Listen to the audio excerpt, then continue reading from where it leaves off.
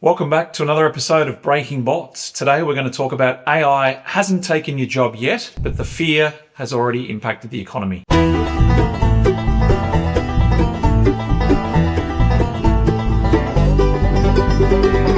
You've seen your favorite companies, the biggest companies in the world, they've all started laying off tens of thousands of people. It's not because AI can actually do your job yet. It's because markets value businesses on their future earning potential. If a company was to perceive that in 2 to 3 years they could replace most of their workforce with AI, the market will reward those companies for acting today. It's not a matter yet of AI being able to take everybody's role and do it sufficiently. It's more a matter of the fact that it's being priced in. And for those companies who have moved to secure those staff cuts now, before the technology is ready, they're the ones that are going to prosper the most. There's another uncomfortable truth to what's actually happening at the moment.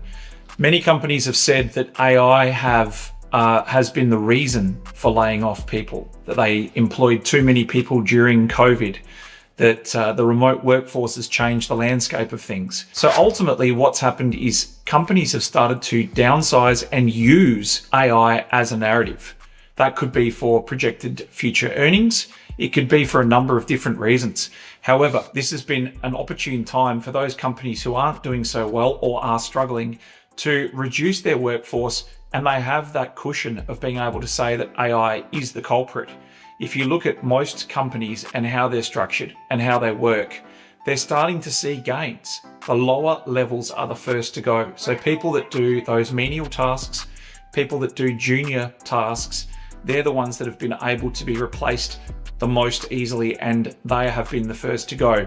But it is certainly not to the scale that you're seeing in the newspapers or on TV. Okay, so another myth is that AI agents are going to replace entire industries. You've seen threads, you've seen the doom scrolls, you've seen the clickbait that says an entire industry has been replaced. It is dead. We're cooked. It doesn't do that industry-wise. What AI agents will do and AI will do is start to replace layers of the workforce. So what might have been a junior designer, content creator, now using agents, they can have the productivity of 5 or 6 employees just by employing the services of an agent to do those menial tasks. Many people have seen the benefits of those. What that generally then leads to is unemployment in the lower levels. So it means the more junior roles are the first to go. If you can think about some of these people that do, like I say, content creation, art, banners, simple tasks, they're the first that will go because AI is able to perform those functions extremely well. However, it is completely overhyped and we're still finding lots of bugs, and it's still not as easy to use as people think it is. But the real disruption with this AI movement may come well before unemployment spikes. The reason being, as these junior roles start to be replaced, companies who have been rewarded for future earnings potential and have downsized will also be cautious to give people promotions, especially in the junior ranks. What they'll see is a tendency to try more of these AI tools to replace job functions, to automate. And as a result of that, the social insecurity in staff becomes embedded. By the time we actually see the statistical evidence support that these AI tools and AI programs have outsourced people or replaced people, what we will notice by that time is that it's already built into and ingrained into the workforce's minds that we are going to lose our jobs. Internships will dry up. The way that people go through university will change. This is inevitable. People can learn faster. They can get access to information that is far more specific to their needs and their requirements than they ever have been able to before. We are seeing a revolution in the way that information is passed, digested, and as a result, we're also seeing a saturation of information that is also not very easy to vet.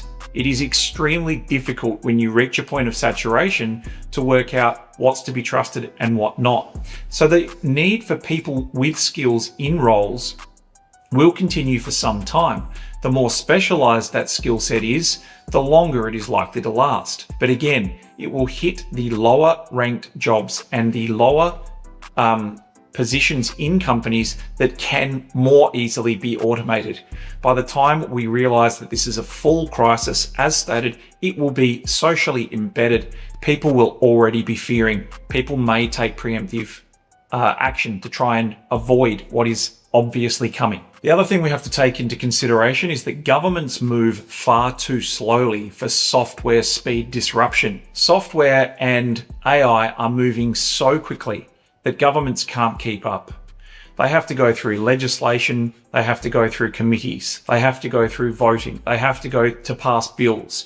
It takes a long time for the structure and the foundation legislatively to support the technology movements that we're seeing. An agent stack can be put in place, make decisions in real time based on the data it's receiving, and push changes in a direction that legislation doesn't cover yet. This is the other danger that we're going to see. So with this saturation of content, information, and also productivity, we're also going to see these legislators chasing their tails and having a very difficult time trying to keep up. There are countries in this world who do not have as structured systems that will be greatly disadvantaged by the fact that they cannot move quickly enough.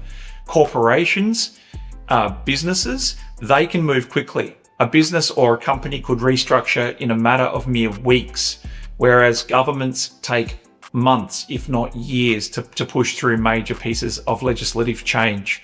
So this is going to be something that is a tailwind type of event. We are going to see a lot of people worried about what is happening and what AI has unlocked, and these regulators scrambling to try and keep us all safe and in check. Here's where it gets interesting. Countries with huge labour forces may face a strange paradox. Those menial, mundane tasks are easy to automate and easy to replace with AI. However, there is a blue-collar workforce that becomes increasingly more important.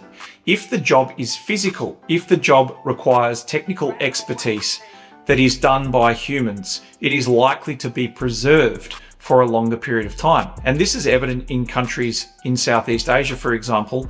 The arrival of AI will happen, but it will happen unevenly. It is going to come, it is going to revolutionize roles, and it will change industries and the face of industries going forwards in ways that we can't even imagine. So some of these blue-collar roles, these menial labor roles where physical exertion is required, they are the ones that will be safest for the longest. A lot of these white-collar roles, if you look at Google AI's chief, he's actually stated that within 18 months, all AI could replace all white-collar roles, theoretically. Many people don't want to put timelines on things because they've been made to look silly. We've had leaders of some of the biggest AI companies in the world have to backtrack on their words 6 months later.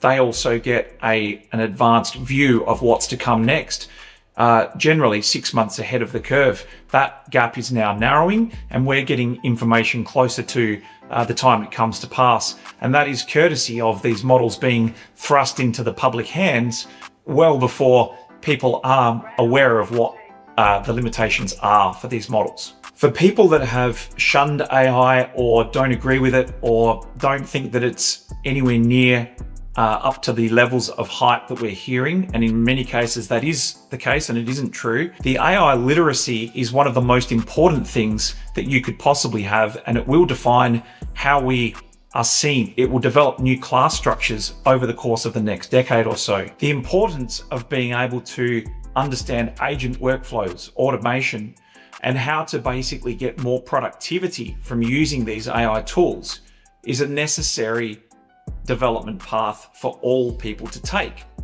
If you decide not to go down that path, you are competing against amplified human output, which puts you at a great disadvantage. So in summary, the AI tools, agents, these models that are coming out are allowing us to compute, to analyze, to understand, interpret, and to implement things at a faster and a compounding rate. It is imperative that you develop some form of AI literacy, that you understand exactly how these agent stacks and how these models can enhance your productivity and your output. And it's not a matter of just saying it's something that I'm curious about. It's a matter of being hugely disadvantaged if you don't do that. It is something that you should take time to sit down and say, instead of watching TV for an hour tonight, or instead of playing a video game for 2 hours tonight, get your head around what is actually out on the market, how it is impacting markets, lives, roles. Over the course of the next few months, this channel will aim to bring you updates on how tools are changing industry, markets, people's lives, their financial capacity to earn, but also more importantly, how it impacts you on a regular, everyday basis. Please make sure to like and subscribe. Make sure that you've turned your notifications on to get the latest videos that come to hand. And if you'd like to see a topic in relation to AI that impacts the way we live, markets, or finance, please let me know in the comments below. See you next time for another episode of Breaking Bots.